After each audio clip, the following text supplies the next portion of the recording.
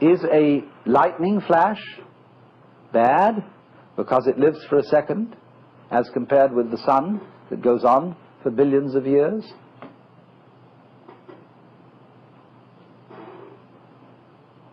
You can't make that sort of comparison, because a world of lightning goes also with a world where there's a sun, and vice versa.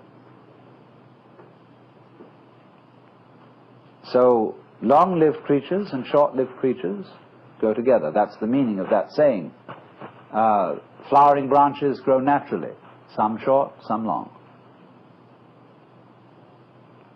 So this then is a scene in a Zen community where spontaneous behavior is encouraged within certain limits.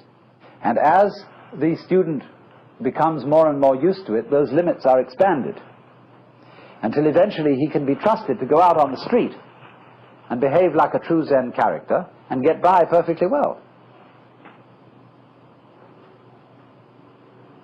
You know what occasionally happens on the street when two people are walking down the sidewalk straight at each other, and they both decide to move to the right together, and then to the left together, and they somehow get stuck, and they can't pass each other. Zen teachers will pull just exactly that sort of stunt when going down a path and meet one of their students, to see if they can get him in a tangle, and can he escape from it.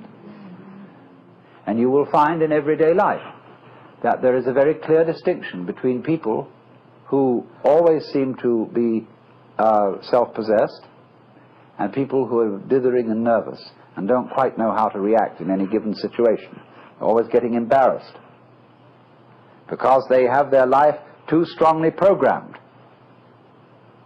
You said, I mean, this is a common marriage argument.